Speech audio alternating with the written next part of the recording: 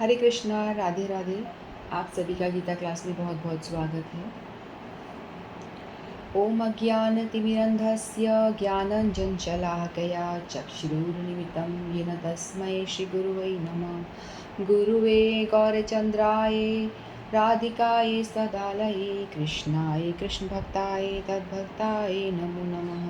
नमो विष्णुपादाय कृष्णपृष्ठाय भूतले श्रीमद्भक्तिवेदान्त नारायणीति नामिने श्रीकृष्णलीला कथनसुधाक्षं औदार्यमाधुर्यगुणनिक्षिप्तं वरं वरेण्यं पुरुषं महन्तं नारायणं तं शिरसा नमामि। श्रीचैतन्यमनुभीष्टं स्थापितं येन भूतले स्वयं रूप कदा मह्यं ददाति स्वपदान्तिकम्। आजानुलम्बितभुजो कनकावदातु सङ्कीर्तनकपित्रो कमलायताक्षो विशम्बरो द्विजवरो युगधरं पालो वन्दे जगत्प्रियकरो करुणावतारो। नमो महावदन्याय कृष्णप्रेमप्रदायते कृष्णाय कृष्णचैतन्यनाम्ने गौरत्विषे नमः। हे कृष्ण करुणा सिन्धो दीनबन्धो जगत्पते गोपेशा गोपिकान्त राधाकान्तो नमस्तुते।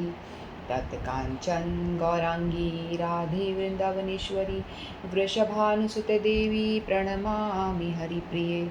वाञ्छाकल्पतरुभ्यश्च कृपा सिन्धुभ्येव च पतितानां पावनेभ्यो वैष्णवेभ्यो नमो नमः। हरे कृष्ण कृष्ण कृष्ण हरे हरे, हरे राम राम राम हरे हरे। हरे कृष्ण कृष्ण कृष्ण हरे हरे, हरे राम राम राम हरे हरे। जय जय श्री राधे श्याम। हरे कृष्णा। तो हम सभी श्रीमद् भगवद गीता का अध्ययन कर रहे हैं। तो हम भगवद गीता के तीसरे अध्याय का आज हम 35वां श्लोक करेंगे। तो हमारा अभी कर्म योग चल रहा है, भगवान कर्म योग के बारे में बता रहे हैं। तो आज ये जो 35वां श्लोक है, इसी में हमारा आज का जो कर्म योग के बारे में भगवान ने बताया वो प्रकरण जो है वो समाप्त हो जाएगा। उसके आगे कुछ और विषय में बात करेंगे भगवान। तो भगवान कर्म कैसे करना है ये सब बता रहे थे। भगवान ने बताया था कि हमें शास्त्रों के अनुसार कर्म करना चाहिए। 34 श्लोक में बताया था भगवान ने कि प्रत्येक इंद्रियां जो होती है उनका अपना विषय होता है, इंद्रियों का अपना इंद्रिय विषय होता है और वहीं पे राग और द्वेष छुपा होता है। इंद्रिय का विषय हम जानते हैं, जैसे आँखों का विषय जो अच्छा कुछ देखना, खाने का जो विषय है जो अच्छा कुछ हम भोग खा रहे हैं, तो वो सारा जो इंद्रिय विषय है वही हमारा राग द्वेष होता है। फिर एक्चुअली वहाँ पे भी नहीं होता, बल्कि जो उस विषय में भी राग द्वेष हमें लगता है कि उस विषय में राग द्वेष है, लेकिन वो भी ना होकर के हमारे मन में होता है, क्योंकि इंद्रिय विषय जो होता है वो हमारे मन को बताता है कि यहाँ पे कुछ अच्छा खाने का पदार्थ है, तो हमारा मन उसमें अटैच हो जाता है। तो वो हमारा इंद्रिय विषय जो है मन से अटैच हो जाता है। तो भगवान ने वो बताया था कि राग मनुष्य जो होता है ऐसे राग और द्वेष के वशीभूत हो जाता है, उनके अंदर उनकी आसक्ति हो जाती है। राग यानी किसी कोई चीज़ हमें अच्छा लगता है तो हमारी उसकी पाने की जो इच्छा होती है उससे हमारी राग हो जाता है। और द्वेष वो होता है कि जो हमें कुछ बुरा लग रहा है, हमें अच्छा नहीं लग रहा है, अप्रिय जो चीज़ होता है तो उससे हमारा द्वेष हो जाता है। तो दोनों ही जो होता है हमारे मन में एकदम घर कर लेते हैं, राग भी और द्वेष भी, दोनों हमारे मन को मतलब दो डाकू, राग और द्वेष हम दो डाकू की तरह हैं जो हमारे को अटैक कर देते हैं राग और द्वेष के माध्यम से। और क्या लूटते हैं वो लूटते हैं हमारा भजन और साधन। तो पहली बात तो हम कुछ भजन करते ही नहीं हैं, कुछ साधन हमसे होता ही नहीं है, बनता ही नहीं है। मान लो हमसे कोई भजन साधन बनने की प्रक्रिया में हम कुछ एक स्टेप चलने का प्रयास कर रहे होते हैं कि चलो हम हरि नाम करना शुरू करते हैं, कुछ करते हैं, कुछ भी प्रयास करते हैं, तो वो राग और द्वेष जो होते हैं ना, हमारे जो डाकू जो बताया था कि सड़क के दोनों ओर चल रहे होते हैं, वो तो वो आकर के बस वो प्रयास में रहते हैं कि जैसे भी व्यक्ति जो राग उस पर अटैक करे, वो मोहित हो जाए, ये चीज़ मुझे चाहिए अटैक हो जाए, तो वो अटैक कर देते हैं। और व्यक्ति जो होता है विवश हो जाता है उस राग जिसके प्रति हो रही है उस वस्तु को पाने के लिए। या कोई व्यक्ति से भी राग हो सकता है, किसी वस्तु से भी हो सकता है, किसी स्थान से भी हो सकता है, किसी सिचुएशन से भी राग हो सकता है। सिचुएशन से राग कैसे होगा कि हमें सुख प्रति सिचुएशन, हमारी अभी ऐसी सिचुएशन चल रही है कि बड़ा सुख का अनुभूति हो रही है, हम सोचते यही बना रहे जाए ना, तो हमारा राग हो जाता है ना।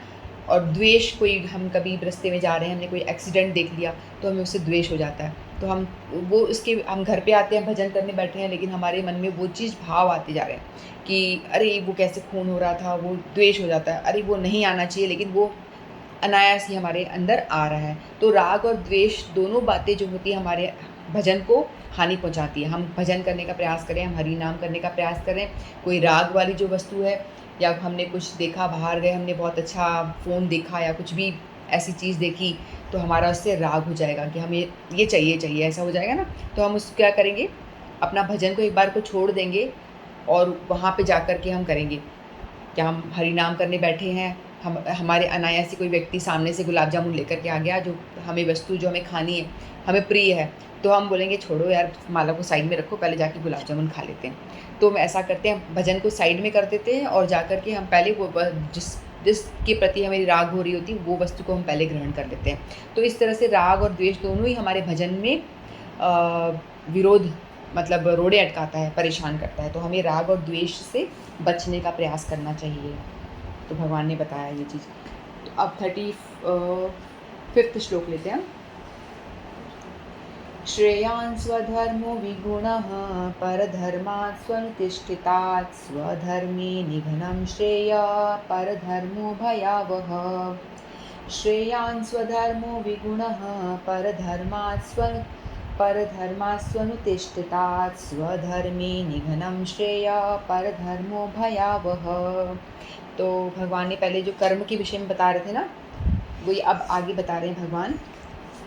अपने नियत कर्मों को दोषपूर्ण ढंग से संपन्न करना ही अन्य के कर्मों को भलीभांति करने से श्रेष्ठ कर है। स्वकीय कर्मों को करते हुए मरना पराये कर्मों में प्रवृत्त होने की अपेक्षा श्रेष्ठ कर है, क्योंकि अन्य किसी के मार्ग का अनुसरण भयावह होता है।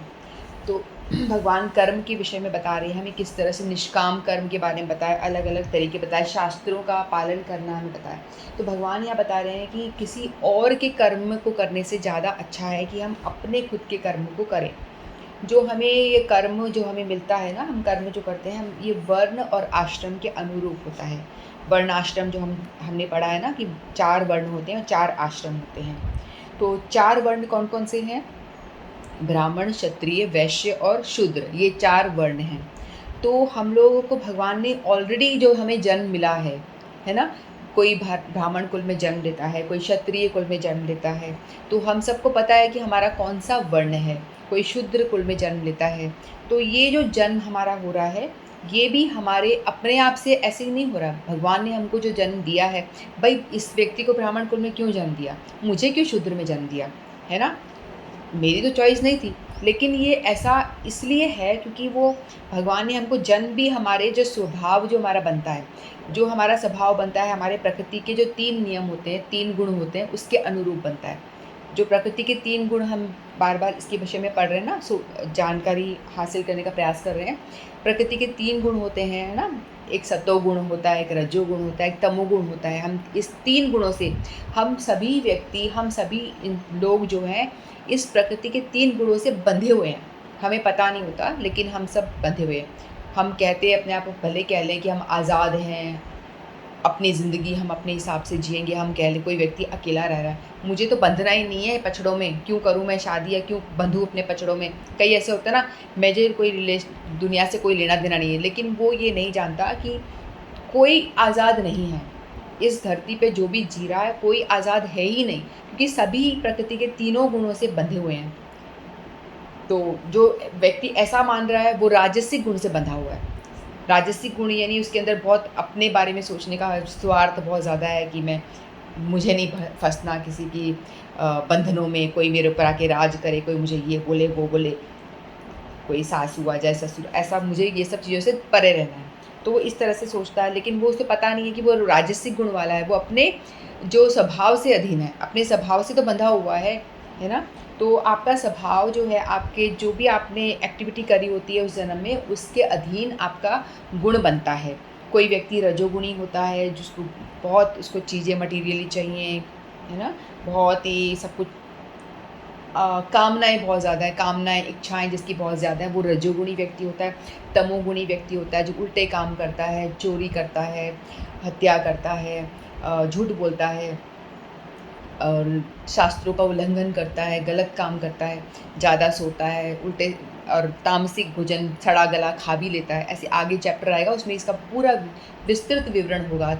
इन प्रकृति के 3 गुण वाला चैप्टर में उसे पूरा डिटेल में स्टडी होगी। लेकिन हमको स्टार्टिंग से जानने का कोशिश करना पड़ेगा क्योंकि ये भी इससे रिलेटेड ही है। तो फिर ऐसा जो काम करता है वो होता है तामसिक, और रजोगुणी व्यक्ति सत्वगुणी व्यक्ति वो होता है जो शास्त्रों का पालन करता है, सुबह जल्दी उठता है, जैसे शास्त्रों में बताया गया उसके अकॉर्डिंगली वो एक्ट करता है, शास्त्रों के नियम अनुसार काम करता है। जैसे तो इसमें तो हम लोगों को भी हमने जैसा हमारा स्वभाव होता है उसके अनुरूप हमको भगवान जन्म देते हैं। कोई ब्राह्मण कुल में जन्म हुआ है मतलब उसने कोई सतोगुणी कार्य पिछले जन्म में किया हुआ है, इसलिए उसका जन्म ब्राह्मण कुल में हुआ है। कोई रजोगुणी में जो हम जैसे मनुष्य लोग होते हैं ना, रजोगुणी ज़्यादातर होते हैं। तो इसमें क्या होता है, सब एक शुद्ध वो नहीं होता, सबका जो गुण होता है मिक्स्ड होता है। तो कर्मयोग का प्रकरण इस श्लोक में भगवान कंक्लूड कर रहे हैं, यानी ख़त्म कर रहे हैं। 35 जो श्लोक है इसमें भगवान कर्मयोग का जो बारे में बातें करी वो ख़त्म करेंगे, पूरा करेंगे मतलब। तो भगवान ने बताया कि हमारा धर्म नियत किया जाता है वर्ण और आश्रम के अनुसार। भगवान भी इस हिसाब से हमको जन्म देते हैं, ऐसा नहीं कि यूं ही मिल गया। स्वधर्म को ही पालन करना चाहिए हमें। दूसरों को धर्म भले हमको आसान भी लग रहा हो कि ये व्यक्ति आसान सा काम है तो मैं कर सकता हूँ, लेकिन मेरा जो काम है क्षत्रिय वाला काम है। जैसे अर्जुन सोच रहा था कि भगवान ने बोला है कि आपको कर्म तो करना ही पड़ेगा, तो अर्जुन कहता है कि ठीक है कर्म करना ही पड़ेगा, तो मैं ऐसा करता हूँ ब्राह्मण वाला कर्म कर लेता हूँ, इसमें कोई हिंसा नहीं है ना। ब्राह्मण तो कोई हिंसा नहीं करता ना, तो मैं वो काम कर लेता हूँ। ये अहिंसा वाला काम क्यों करूँ, जिसमें कि मार धाड़ ये सब क्यों करूँ।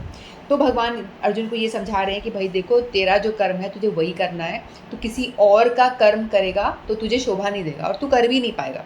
तू करने का प्रयास करेगा तो भी तू कर नहीं पाएगा। भगवान कह रहे हैं कि तू क्षत्रिय है, तू गृहस्थ है, तो तू सन्यासी नहीं बन सकता, क्योंकि तेरे को गृहस्थ धर्म का पालन ही करना पड़ेगा। तेरे को पत्नी बच्चे जो भी तेरी रिस्पॉन्सिबिलिटीज़ हैं घर की, वो सब निभानी होगी तुझे, वही अच्छा है तेरे लिए। तू सन्यासी बनने का प्रयास करेगा तो तू नहीं बन सकता, क्योंकि तेरा स्वभाव ऐसा है ही नहीं।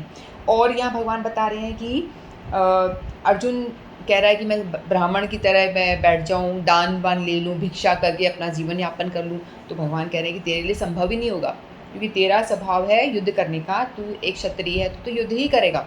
तू चला भी जाएगा जंगल में या तो कुछ ऐसे करेगा भी तो तेरे से होगा नहीं।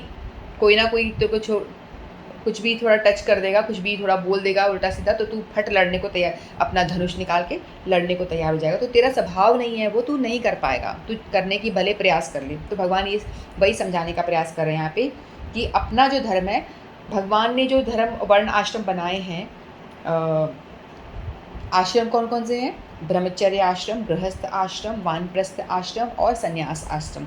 ये एक लेवल बताया भगवान ने। पहले व्यक्ति को 20-25 साल तक ब्रह्मचर्य का पालन करना चाहिए, ब्रह्मचारी बन के रहना चाहिए।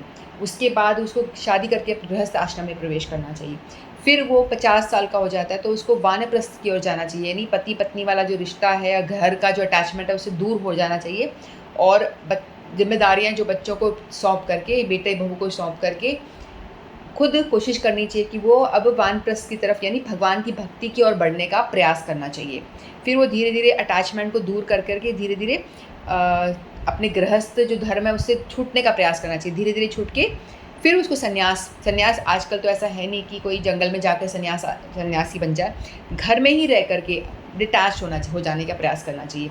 सभी चीज़ों से अटैचमेंट जो हमारा हो रहा होता है ना, जो मोह जो हमारा हर एक वस्तु से, हर एक व्यक्ति से, उस मोह को तोड़ने का प्रयास करना चाहिए। धीरे धीरे उसको दूर हटने का प्रयास करना चाहिए। उसे संन्यास के घर रह के भी हम कलयुग में संन्यास आश्रम का पालन कर सकते हैं। सब चीज़ों से मन से डिटैच हो जाना। जैसे कर्मयोग में बताया ना, किसी भी कर्म को करो आप आसक्ति रहित होकर, आसक्त मत हो, और उस कर्म का फल से आप रहित होकर काम करके आप निष्काम करनी हो, यानी आप सन्यासी ही हो। इस तरह से भगवान बता रहे हैं। तो ये वर्ण और आश्रम की व्यवस्था भगवान ने हम सब के लिए निर्धारित करिए, उसको हमें पालन करना चाहिए, उसके अकॉर्डिंगली एक्ट करना चाहिए। अपने कर्म को छोड़ के किसी और के काम में नहीं लगना चाहिए। परधर्म यदि आप करोगे तो भयावह है, उसमें हमारी गति नहीं होगी।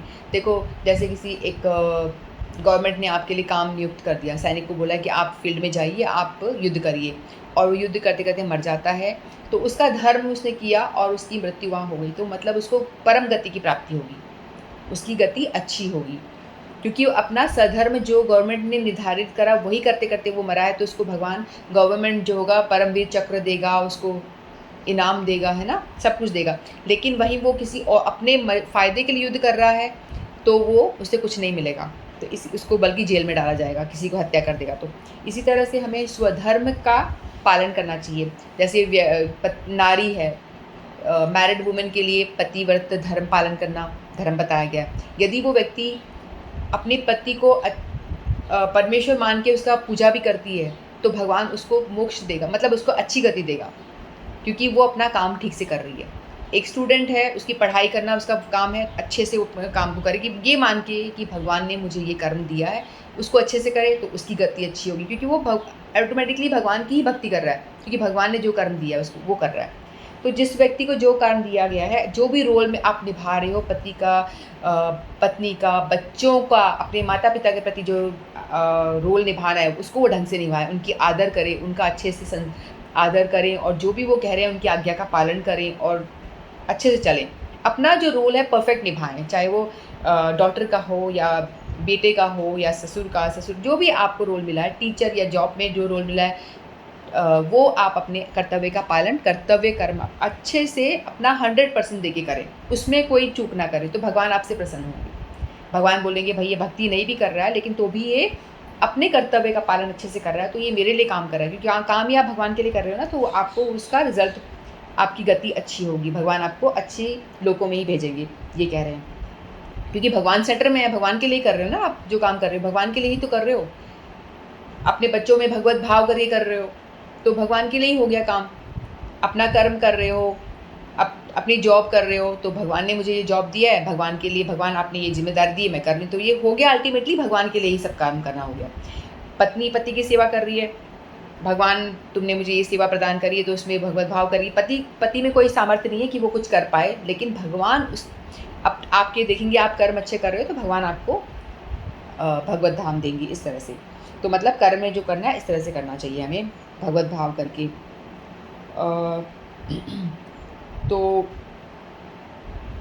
जो 4 वर्ण होते हैं ना, उनमें जैसे ब्राह्मण होता है, तो ब्राह्मण का काम, वो शुभ काम करते हैं, इसलिए ब्राह्मण कुल में जन्म लेते हैं, या उन्होंने पिछले जन्म में कोई सतोगुणी प्रधान काम किया था, तो उनका जो चित्त है, जो वो इस जन्म में लेकर के आया है, उसका स्वभाव जो बना है वो सतोगुणी प्रधान होगा, उसमें वो अच्छे कार्य करेगा, इसलिए उसको ब्राह्मण कुल में जन्म मिलता है।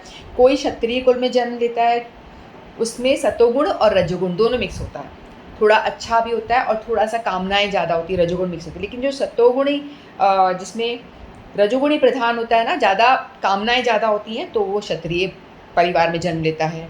ज़्यादा कामनाएं, कुछ सतोगुण थोड़ा बहुत है, लेकिन ज़्यादातर डिमांड ज़्यादा, ये वो चाहिए, वो ये सारा, तो इसलिए वो रजो और सत्य मिक्स होता है, तो क्षत्रिय परिवार में जन्म होता है। और कुछ होते हैं जो वैश्य परिवार में जन्म लेते हैं, वो क्यों, किसी उनमें रजोगुण और तमोगुण मिक्स होता है, मिक्स होते हैं, हर किसी में शुद्ध नहीं होता, रजोगुण और तमोगुण मिक्स होता है। तमोगुण यानी आलस्य वाला, जो गंदे, जो बैड क्वालिटीज़ कह लो, वो, और रजोगुण दोनों मिक्स होंगे, तो वैश्य में जन्म लेगा वो, बिजनेस क्लास जो होता है ना, बिजनेस करते हैं लोग बाग, स्टार्टिंग से ही बिजनेस में लगे रहते हैं, वहाँ जन्म होता है, उसमें रजोगुण प्रधान होता है। जो वैश्य कुल में होता है उसमें रजोगुण प्रधान होता है, यानी अच्छी क्वालिटीज़ ज़्यादा होती है, और गंदी क्वालिटीज़, तमोगुण यानी गंदी क्वालिटीज़ कम होती है। और जो शूद्र कुल में जन्म लेता है उसमें तमोगुण प्रधान होता है, और जो रजोगुण होता है वो बहुत थोड़ा होता है, तमोगुण ज़्यादा होता है, बुरी आदतें ज़्यादा होती हैं, और जो रजोगुण थोड़ा बहुत आगे बढ़ने का जो वो है थोड़ा कम होता है। तो इस तरह से मिक्स होता है, तो इस आधार पे हम लोगों को ये जन्म मिलता था, तो उसी के अनुसार हमको कर्तव्य करना होता है। जो जिस भी कुल में हमने जन्म लिया है, उस हिसाब से हमें अपने धर्म का पालन करना चाहिए और इस तरह से चलना चाहिए। लेकिन आजकल तो ऐसा है नहीं, हम कैसे, आजकल तो कोई भी कुछ भी कर रहा है, शूद्र भी है, वो एडमिनिस्ट्रेशन का काम कर रहा है, कोई भी कुछ भी कर रहा है ना। तो आज, पहले टाइम में ऐसा होता था, लेकिन आजकल तो ये चीज़ हमारा जन्म तो हुआ, ये हम मानते हैं हमारा इस स्कूल में जन्म हुआ, लेकिन वो काम हम करते नहीं हैं। कोई शूद्र कुल में है, उसको शूद्र वाला काम करना चाहिए, तो हम देख रहे हैं उसको तो गवर्नमेंट जॉब मिला हुआ है, तो बढ़िया-बढ़िया एडमिनिस्ट्रेशन वाला काम भी कर रहा है। तो कुछ पता नहीं, सब कुछ मिक्स हो चुका है आजकल कलयुग में, तो ऐसा हो गया है। तो हमें कुछ समझ में नहीं आता कौन किस स्कूल में है, समझ नहीं पाते। बस हम जाति के हिसाब से हम मान सकते हैं कि हमारा इस स्कूल में जन्म हुआ। तो हमें पता ही, तो हमें अपने आप को प्यूरीफाई कैसे करें? वर्ण आश्रम को अगर हम इसको फॉलो करते हैं, धीरे-धीरे चलते-चलते क्या होगा, हम अपने आप को काम करते-करते, अपने कर्म करते-करते धीरे-धीरे हम प्यूरीफाई होते रहेंगे, हमारा हृदय पवित्र होता रहेगा और धीरे-धीरे भगवान को हम प्राप्त करते हैं। लेकिन आजकल पता नहीं चलता, तो अब भगवान ने बहुत ईज़ी सा तरीका बता दिया है कि आप लोग ये नहीं कर पा रहे हो, तो आप ऐसा करो, धीरे-धीरे मेरी भक्ति करो, भगवान नाम करो। जो कलयुग का जो मेन धर्म है, यदि वो सबके लिए लागू है, वो हर वर्ण के लिए, हर कास्ट के लिए वो इक्वली इम्प्लीमेंट है, इक्वली हम अप्लाई कर सकते हैं। तो कोई भी वर्ण का हो, कोई भी आश्रम का हो, कोई भी शूद्र हो, ब्राह्मण हो, क्षत्रिय हो, सबके लिए ये बोला गया है कलयुग में कि आप नहीं जान पा रहे हो, आप कुछ नहीं कर पा रहे हो, तो आप हरि नाम करिए। हरि नाम करेंगे तो आप धीरे-धीरे अपने आप प्यूरीफाई हो जाएगा। आप कर्म करते-करते भी अपने आप को जल्दी, जैसे आप स्टेप बाय स्टेप सीढ़ी चढ़ रहे हो, सीढ़ी एक बहुत ऊँची बिल्डिंग है, उसमें आप स्टेयर्स पे धीरे-धीरे चढ़ोगे, तो आपको कितना टाइम लगेगा चढ़ने में? बहुत टाइम लग जाएगा ना चढ़ने में। आप कर्म के आधार पे अपने आप को प्यूरीफाई करने में बहुत टाइम लगेगा। तो इसलिए यदि आपको उस ऊपर वाली जो 100वीं मंजिली पे पहुँचना है, आप या तो स्टेयर्स पे चढ़ जाओगे, पता नहीं कब पहुँचोगे, पता नहीं आप ज़िंदा भी रहोगे नहीं। तो इसलिए अगर आपको अपलिफ्ट करना है फटाफट, तो कलयुग के हिसाब से आप हरि नाम शुरू कर देंगे। तो हरि नाम यदि आप शुरू कर देते हो, तो आपको पता नहीं चलेगा कि आपकी वो बहुत जल्दी आपके हृदय में जो कॉन्शियस में जो गंदगी भरी हुई है ना, जो हम अनंत जन्मों से लेकर के आए हुए हैं, हमारे हृदय में बहुत बड़ा लेयर लगा हुआ है गंदगी का, वो एक रबड़ की तरह काम करता है, इरेज़र की तरह काम करता है। जो हरि नाम हमें लगता है क्यों एक ही नाम को क्यों जपें? कोई बोलेगा हम किसी को कॉफ़ी या टेबल जपे, तो ऐसे बहुत ही फ़नी लगता है ना कि क्या राम राम राम राम जपे। तो आप संसारी कोई भी चीज़ लेके आप उसको जप करना शुरू करोगे ना, तो वो आप जप ही नहीं पाओगे, उसका कोई इफ़ेक्ट नहीं होती, क्योंकि उस व्यक्ति, वो जो जड़ व्यक्ति वस्तु है, उसमें कोई वो नहीं होती। लेकिन अब भगवान का नाम जपते हैं तो भगवान साक्षात प्रकट होते हैं। हरि से बड़ा हरि का नाम, भगवान के नाम में ही पावर है। Name is very powerful. भगवान कहते हैं कि मेरा नाम मुझसे भी ज़्यादा पावरफुल है। आप मेरी की पूजा करोगे, ऐसे अर्चना करोगे, जितना आपको फल मिलेगा बहुत मिलेगा, बहुत ज़्यादा मिलेगा। लेकिन नाम करोगे तो नाम में उससे भी कहीं ज़्यादा फल मिलेगा, क्योंकि नाम इज़ वेरी वेरी पावरफुल। भगवान कह रहे हैं कि मेरा नाम मुझसे भी ज़्यादा पावरफुल है। तो जैसे ही आप चैंटिंग, इसीलिए भगवान का नाम बार बार लेने के बोला गया है, कलयुग में विधान है कि आप नाम को जपेंगे, तो उससे क्या होगा, नाम भगवान जो आपके हृदय में जाकर के आपके हृदय में जितनी गंदगी है उसको क्लीन करना फटाफट शुरू कर देंगे। और आप वो 100वें मंजिले पे आप जैसे काम करके, कर्म करके जो आप प्राप्त करोगे, वो आप लिफ्ट में जैसे आप नाम कर रहे हो तो आप लिफ्ट में बैठ के झट से आप ऊपर पहुंच गए, ये वाला हाल हो जाता है। इसीलिए हम लोग चैंटिंग करते हैं कि इतना महिमा है इसकी, इतना हमें फल मिलता है, इतना फ़ायदा होता है हमको। तो हमारा संस्कार, हम जो पिछले जन्मों से गंदा सड़ा हुआ लेकर के आए हुए हैं ना, वो हमारा क्लीन होता है। और हम अपनी जो चदरिया हमने बहुत गंदी करके लाए हुए हैं ना, हम अपनी जो चित्त रूपी जो चदरिया है, सफ़ेद नहीं है, उसमें हमारे बहुत दाग भरे हुए हैं, बहुत ज़्यादा गंदगी लगी हुई है। तो हम नाम करते हैं, तो हमने इस जन्म में, सोच लो कि हमने उस चदरी को 50% तो क्लीन कर दिया, अच्छे से कर रहे हैं। तो हम चाहें तो इस जन्म में पूरी चदरिया को क्लीन करके भगवत धाम वापस भगवान के पास पहुंच सकते हैं। जब हमारी चद्दर पूरी वाइट हो जाएगी, तभी हम भगवान के पास जा पाएंगे। तो हमारा क्या है, हर जन्म में अगर जो भक्ति कर रहे हैं ना, तो हमारी चित्त रूपी जो वाइट चद्दर है, एग्जाम्पल दे रही हूँ मैं, वो हम धीरे धीरे क्लीन कर रहे हैं। क्योंकि वही वाला मन जो है हमारा आगे फॉरवर्ड होगा। हम मरेंगे, हमारा शरीर यहीं रह जाएगा, लेकिन जो हम ये चद्दर रूपी जो हमारा चित्त है ना, इसको हम आगे लेके जाएंगे, आत्मा के साथ वो ट्रैवल करेगा। तो हम अपनी चदरिया को, अपने चित्त को गंदा ना करें। गंदा करेंगे, जैसे मटेरियल चीज़ से हम इसको टच में आएंगे तो वो गंदा होता जाएगा, गंदी चीज़ों के टच में आएंगे, गलत आचरण करेंगे तो हमारी चदरिया और गंदी हो जाएगी। तो हमें चाहिए कि जैसी लाए कम से कम वैसी तो रखें, और गंदे कामों में ना पड़े, और गंदे कामों में ना पड़े। कम से कम जैसी लाए वैसी की वैसी तो लेकर के जाएं, या हो सके तो क्लीन करें, क्योंकि हमको इस मनुष्य जन्म में ही हम अपने आप को प्यूरिफाई कर सकते हैं, अपने हृदय को क्लीन कर सकते हैं। हमारी मनुष्य जन्म में ही मिल सकता है। पता है, देवताओं को भी ये चांस नहीं मिलता। देवताओं को जन्म मिलता है सिर्फ भोग करने, उन्हें अच्छे पुण्य काम किए हैं तो वहाँ जाके भोगो, आप अच्छा भोग लो, बस। वो कुछ साधना नहीं कर सकते, भजन भक्ति नहीं कर सकते वो लोग। और नरकों में भी नहीं कर सकते, नरकों में भी आपको सिर्फ यातनाएं मिलेंगी, परेशानियां मिलेंगी। लेकिन एक मनुष्य जन्म, एक दुर्लभ जन्म मिला है हम लोगों को। शास्त्रों में इसका बहुत बखान किया गया है कि मनुष्य जन्म बहुत ही मुश्किल से मिलता है। यदि आपको मिला है तो इसका आप बेस्ट उपयोग कर लो। मनुष्य जन्म का बेस्ट उपयोग क्या कर सकते हैं हम? भजन कर लो, हरि नाम कर लो। और नाम भी हमें बहुत सारे ऑप्शंस हैं, ये इस देवी का कर लो, उस देवता का कर लो, गणेश जी, हम पास ऑप्शन बहुत सारे हैं। लेकिन भगवत गीता हमको बताती है कि किसका करना चाहिए। तो भगवत गीता हमको जो बताती है उसके अकॉर्डिंगली भगवान कह रहे हैं कि मैं भगवान हूँ। तो भगवान ने खुद ने बोला है, कह रहे हैं कि मैं भगवान हूँ, तो हमें भगवान को मानना चाहिए और हम इस चीज़ को, शास्त्रों पे हमें विश्वास होना चाहिए। अगर विश्वास है तो हमें जो हरिनाम जो भगवान ने अपने मुंह से बोला है, मुंह से कहा है, ये वाला जो महामंत्र है भगवान ने अपने मुंह से बोला है, हरे कृष्ण कृष्ण कृष्ण हरे हरे, हरे राम राम राम हरे हरे, हरे कृष्ण कृष्ण कृष्ण हरे हरे, हरे राम राम राम हरे हरे। हम इसको फॉलो करते हैं क्योंकि ये इसमें हरे यानी राधा रानी, कृष्ण यानी भगवान कृष्ण, राधा कृष्ण दोनों को हम पुकार रहे हैं, हे भगवान बचाओ हमें आगे, हम इस माया में फंसे हुए हैं, निकालो बाहर। तो भगवान का ये नाम जप करने का भाव हमारा ये है कि हम भगवान को पुकार रहे, टेलीफोन नंबर मिला रहे हैं कि भगवान सुनो, हम नंबर डायल कर रहे हैं। जब हम रोज़ नंबर डायल करेंगे और जितना ज़्यादा डायल करेंगे भगवान से कनेक्टिविटी हमारी उतनी ज़्यादा बनेगी। तो हमें चाहिए कि हम भगवान से कनेक्ट होना चाहते हैं कि नहीं चाहते तो कोई बात नहीं, मत करो। अगर पड़े रहो माया में, परेशान होते रहो, और चाहते हो तो नंबर डायल करो, शुरू करो नंबर डायल करना यानी हरि नाम करना शुरू करो। आपको कोई बोलता है कितना करना चाहिए, भाई जितना आपको आप कोई ये तो नहीं बोला आप कितना धन कमाना चाहिए, भाई हमें इतना धन, बस हमको 100 रुपये चाहिए, हमको करोड़ रुपये चाहिए, ऐसा हमको तो और चाहिए होता है ना। उसी तरह से जितना आपको भगवान से कनेक्टिविटी चाहिए उतना आप हरि नाम करिए, वो आपके ऊपर है। 16 रिकमेंड किया गया है कि आप 16 करिए मिनिमम। 16 आपसे नहीं हो रही तो जितनी आपसे हो रही उतना अपने मतलब स्वभाव जो आपका है ना वही आपको करवाएगा, लेकिन आपको थोड़ा पुश करना पड़ेगा अपने आप को, पुश तो करने के लिए बोला गया है। तो ये हमारा हुआ 35वां श्लोक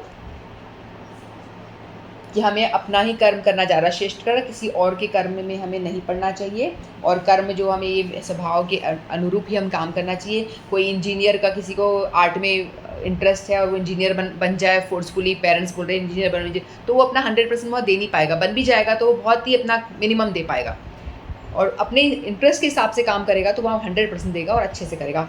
सांसारिक में भी हम देखते हैं तो ऐसा ही है। तो हमें हमेशा किसी और का काम करने की बजाय अपने कर्म को करते हुए, चाहे वो हम बेढंगे से ही करें, लेकिन अपने नियत कर्म को करके हमें मरना श्रेष्ठ है। भगवान उसी में ज़्यादा प्रसन्न होंगे, और उससे ज़्यादा श्रेष्ठ है उसके साथ करते करते हम हरि नाम हरि भक्ति करें। और क्या जपना है? जो सबसे बड़ा महामंत्र बोला गया है, महा यानी सबसे बड़ा मंत्र, उसका जप करें, क्योंकि वो महामंत्र का नाम है, सबसे बड़ा मंत्र है। तो उसका जप करते हैं तो हमें जल्दी हम भगवान को प्राप्त कर सकते हैं। अब और बहुत सारे साधन हैं, मार्ग बहुत सारे भगवान तक जाने के लिए, वो रास्ते लंबे हो सकते हैं। तो आपको शॉर्टकट चाहिए, लिफ्ट में बैठना है तो हरि नाम महामंत्र आप करेंगे तो आप फटाफट पहुँचेंगे। वो बाकी इच्छा अपनी है, शास्त्रों में जो बताया गया वो चीज़ मैं आपके साथ शेयर कर रही हूँ। अब नेक्स्ट एक और श्लोक ले लेते हैं। अर्जुन उवाच अत्केन प्रयुक्तोऽयं पापं चरति पुरुषः अनिच्छन्नपि वाष्णेय बलाधिव नियोजितः। अत्केन प्रयुक्तोऽयं पापं चरति पुरुषः अनिच्छन्नपि वाष्णेय बलाधिव नियोजितः। तो श्री भगवान ये कह रहे हैं, अर्जुन ने कहा, सॉरी यहाँ पे अर्जुन उवाच है, यहाँ पे अर्जुन उवाच, अर्जुन ने काफ़ी टाइम के बाद में यहाँ कुछ बोला है। अर्जुन पूछ रहे हैं कि हे वृष्णिवंशी, मनुष्य ना चाहते हुए भी पाप कर्मों के लिए प्रेरित क्यों होता है? ऐसा लगता है कि उसे बलपूर्वक इसमें लगाया जा रहा है। तो भगवान अभी कब से अर्जुन को समझा रहे थे, कर्मों के विषय में समझाए जा रहे थे। तो अर्जुन ने अब फाइनली पूछा कि भाई स्वभाव के हिसाब से इंसान काम करता है, गंदे काम में भी इंसान प्रवृत्त हो रहा है, अच्छे कामों में सतोगुणी है इसलिए वो प्रवृत्त हो रहा है।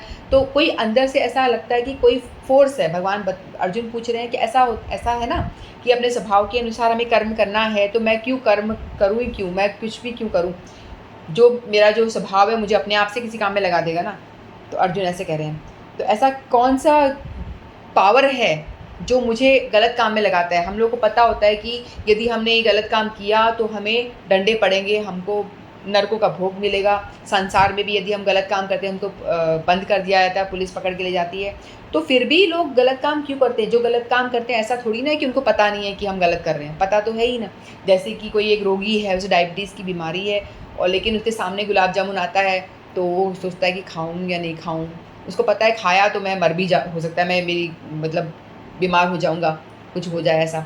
तो लेकिन वो सामने आती है, गुलाब जामुन सामने आएगा, तो उसे अपने आप को कंट्रोल नहीं कर पाता। तो वो क्या करता है, चलो एक ही खा लेता हूँ, ज़्यादा नहीं तो वो खा लेता है उसको। क्या उसको पता नहीं है, उसको अच्छी तरह पता है कि और ज़्यादा बीमारी हो सकती है, लेकिन वो फिर भी करता है क्योंकि उसकी आसक्ति जो है, राग और द्वेष जो उसको उस चीज़ में वो करवाती है। तो वो अर्जुन यहाँ पूछ रहे हैं कि लोगों को पता होता है, भगवान कह रहे वृष्णिवंशी जो भगवान का जो कुल है वृष्णि कुल का है। तो उनके नाना जी जो सूरसेन थे, वो वृष्णिवंश के थे और उनके पिता जो उनके बेटे थे वसुदेव, कृष्ण के जो भाई हैं वसुदेव, और उन्हीं की बहन है देवकी। तो अपना रिलेशन बता रहे हैं कि देखो मैं भी तुम्हारे ही कुल से आता हूँ, मेरी माँ जो है तुम्हारे कुल से ही आती है। अभी शादी होगी तो कुल अलग हो जाए वो बात अलग है, लेकिन मैं तुम्हारे कुल को बिलोंग करता हूँ, कुछ रिलेशन है। तो मुझे अच्छे से समझाओ, मेरी समझ कुछ नहीं आ रहा कि ये सब लोगों को पता होता है फिर भी क्यों बुरे काम करते हैं, क्यों प्रेरित, कौन सा फोर्स अंदर से आ रहा है जो आपको प्रेरित कर देता है कि आप गलत काम करो। ये भगवान के क्वेश्चन है, अर्जुन का क्वेश्चन है। तो अर्जुन ये प्रश्न पूछते हैं भगवान से, जीवात्मा परमेश्वर का अंश होने के कारण मूल्यतः आध्यात्मिक, शुद्ध एवं समस्त भौतिक कल्मशों से मुक्त रहता है। फलतः स्वभाव से वह भौतिक जगत के पापों से प्रेरित नहीं होता, किंतु जब वह माया के संसर्ग में आता है तो वह बिना झिझक के और कभी कभी इच्छा के विरुद्ध भी अनेक प्रकार के पाप कर्म करता है। अतः कृष्ण से अर्जुन का प्रश्न अत्यंत प्रत्याशापूर्ण है कि जीवों की प्रकृति विकृत क्यों हो जाती है। यद्यपि कभी कभी जीव कोई पाप नहीं करना चाहता, किंतु उसे ऐसा करने के लिए बाध्य होना पड़ता है। किंतु ये पाप कर्म अंतर्यामी परमात्मा द्वारा प्रेरित नहीं होते, अपितु अंतःकरण से होते हैं। ऐसा भगवान अगले श्लोक में बताएंगे। इस क्वेश्चन का जो आंसर है भगवान कई श्लोकों में, लास्ट के जो कई सारे श्लोक है ना, उसमें यही बताएंगे कि जीवात्मा क्यों करता है ऐसा काम।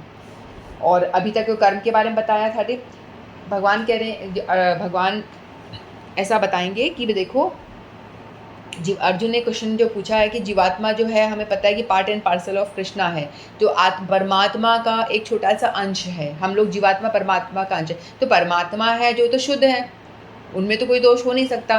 तो हम भी तो उन्हीं का एक अंश है, तो हमारे में क्यों दोष हो रहा है? हम भी तो शुद्ध होने चाहिए ना। हम आत्मा परमात्मा का अंश है, तो हम भी सच्चिदानंदमय हमेशा रहते हैं, तो इसमें क्यों दोष हो रहा है? तो भगवान ये इसलिए हो रहा है क्योंकि आगे के श्लोकों में भगवान बताएंगे। लेकिन जो जीवात्मा है वो ऊपर से, जैसे कि बारिश का पानी है, बारिश का पानी ज़मीन से नीचे गिर रहा है, जब ऊपर से गिर रहा है वो एकदम शुद्ध होता है, प्योर वाटर होता है, उसको पिया जा सकता है। इतना प्योर होता है बारिश का पानी कि उसको पिया जा सकता है, उसमें कोई भी गंदगी नहीं होती, कोई भी गंदगी कंटामिनेशन नहीं होता उसके अंदर।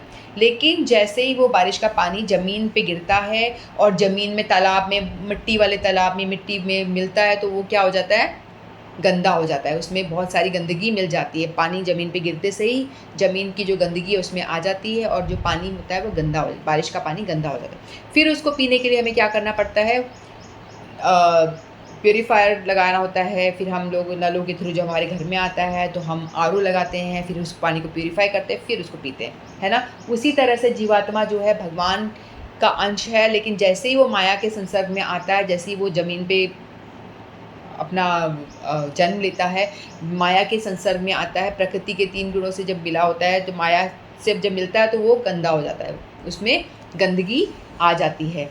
आत्मा क्लियर है, लेकिन आत्मा के ऊपर चिपका हुआ जो चित्त है ना, वो हमें जैसे उसकी लेयर जैसे होता है उस तरह से वो गंदा हो जाता है। तो अब फिर वो जो है उल्टे सीधे काम करवाना शुरू कर देता है, इसीलिए हम ये करते हैं। तो स्वभाव से तो हम सभी लोग पवित्र है, हमारी आत्मा हर एक व्यक्ति की पवित्र है, एकदम स्वच्छ है जैसे भगवान की तरह। लेकिन हम जैसे माया के संसर्ग में आते हैं तो उसके संसर्ग में आते से हम लोग गंदगी, रजोगुण, तमोगुण, इससे हम बंध जाते हैं, प्रकृति के 3 गुणों से बंध जाते हैं। और फिर अपने स्वभाव हमारा ऐसा बना होता है, पिछले कई जन्मों से वही स्वभाव को लेकर आ रहे होते हैं, और हम उसको क्लियर करने के लिए हमें जप नहीं करते, भगवान भक्ति युक्त कोई एक्टिविटी नहीं करेंगे, तो हमारा चित्त जो गंदा ही रहेगा। हम मान लो हमारी जो वाइट चादर का एग्जाम्पल दिया था, वो हमारी 70% गंदी हो रखी है, हम वो लेकर के आए हैं, और इस जन्म में भी हमने और गंदे काम कर लिए, और इधर चुगली करी, उधर इसके प्रति अपराध किया, वो ये अपराध, वो सारा हमारा स्टोर होके हमारी जो 70% गंदी हमारी चद्दर थी अब वो 90% हो गई। तो क्या होगा, हमें नरकों में ही जाना पड़ेगा ना, नरकों का भोग ही मिलेगा, क्योंकि ये पनिशमेंट बढ़ाते जा रहे हैं, कुछ कम तो कर नहीं रहे। तो उसके लिए हमें करना क्या है कि हमें अपनी जो चद्दर 70% गंदी लेकर आए हैं, तो नाम जप कर करके, हरि नाम करके, भागवत कथा सुन के, कथा अगर हम कथाएं सुनते हैं, भगवान की लीला कथा ये सब सुनते हैं, तो हमारी चद्दर जो है क्लीन होती है। अब जब हम भगवान का श्रवण कर रहे हैं, भगवत गीता का अध्ययन कर रहे हैं, भगवत गीता भगवान की वाणी है, बहुत पावरफुल चीज़ है, बहुत ही पावरफुल चीज़ है। भगवान ने बोला मेरा श्लोक का एक छोटा सा 1/4 पार्ट भी यदि आप समझते हो तो मैं आपके अनंत जन्मों के पाप को मिटा देता हूँ। हमारे जो पहाड़ों के पहाड़ पाप लगे हुए हैं ना, उसमें से यदि हमें एक श्लोक, अभी हम 2 श्लोक पढ़ रहे हैं, यदि हमने चित्त लगा के अच्छे से सुना तो हमारे समझ में आएगा। अगर हम काम करते करते सुनेंगे तो सारा ऊपर से जाएगा कि क्या बक करे जा रही है, ऐसा हो जाएगा, ये बकवास बंद कर अब रख दे, ये वाला भाव आएगा आपका। लेकिन यदि आप ध्यान से सुनेंगे तो आप समझेंगे, तो आप यदि आप ध्यान से सुनते हो तो आपके बहुत सारे पापों का नाश हो जाता है। क्योंकि हम भगवान ने खुद बोला है कि गीता की आप यदि एक श्लोक का भी, एक शब्द का भी आप अच्छे समझ लेते हो तो आपके अनंत अनंत पाप को नाश होता है। भगवान ने पाप बहुत जल्दी जल्दी बढ़ भी जाएंगे हमारे, और कैसे आपको घटाने वो भी भगवान ने बता दिया है कि कैसे आप पापों को नाश करके मेरे पास वापस आ सकते हो, वो भी भगवान ने बताया है। नाम जप करो, लिफ्ट में चढ़ोगे वैसे ही चढ़ो, जल्दी जल्दी चढ़ोगे। भगवत कथा सुनो, जितनी कथा सुनोगे भगवान के विषय में, सांसारिक नॉवल पढ़ोगे तो कुछ नहीं, आप ये पापी बढ़ेंगे। आप उल्टी सीधी बातें पढ़ोगे, इसने इसको मारा, ये इसने मारा, ये आपके संस्कार गंदे बनते जाएंगे। लेकिन आप भगवान की लीलाएं कथाएं सुनोगे तो भगवान कहते हैं मेरी कोई भी लीला सुनोगे तो मैं आपके पापों का नाश कर देता हूँ, क्योंकि मेरी कथा दिव्य कथाएँ हैं, है ना। ट्रांसडेंटल आप प्लेटफॉर्म, जब भी भगवान की कोई एक्टिविटी करते हो तो आप ट्रांसडेंटल प्लेटफॉर्म पे होते हो, आप इस धरती पे नहीं होते हो, आप भगवान के स्पिरिचुअल धाम में होते हो। ऐसा प्रभुपाद जी को मैंने कई दफ़ा बोलते हुए सुना है और लिखा हुआ है शास्त्रों में। इसीलिए हमें भगवान की चर्चा करते रहना चाहिए, भगवान से जुड़ने का प्रयास करना चाहिए। क्यों? अपने फ़ायदे के लिए, भगवान के लिए नहीं, अपने फ़ायदे के लिए, कि हम अपने चित्त को क्लीन करें, अपनी जो मैली चद्दर को कम से कम 70% गंदी आई है तो उसको कम रिड्यूस करके 50 कर पाएँ, या हो सके तो कैंसिल करके 0 कर पाएँ। तो इसीलिए हमको नाम जप करना बहुत बहुत बहुत आवश्यक है। बहुत सारे नाम हैं, लेकिन वाय हरि नाम, वाय महामंत्र, इसीलिए महामंत्र क्योंकि वेरी वेरी पावरफुल मंत्र है, ये महामंत्र है, तो इसीलिए इसका जप करना बहुत ज़रूरी है। अगर कोई भी कर सकता है, इसमें कोई भी शूद्र ये हो, कोई भी वर्ण हो, कोई भी आश्रम हो, भगवान ने बोला है कोई भी करेगा तो उसको फ़ायदा 100% मिलेगा ही मिलेगा। तो इतना ही बोल के मैं अपनी वाणी को विराम देती हूँ। तो आज हमने 35 एंड 36 श्लोक करे। आगे भगवान बताएंगे कि हम कौन सा पावर है जो दोष आपको फोर्सफुली ये दोष करवाता है, तो उसके विषय में चर्चा हम अगले श्लोकों में करेंगे। वांछा कल्पतरुभ्यश्च कृपा सिंधुभ्येव च पतितानां पावनेभ्यो वैष्णवेभ्यो नमो नमः। श्रीमद् भगवद गीता की जय, समस्त भक्त वृंद की जय, सब ज्वाइन करने वालों की जय। हरे कृष्णा।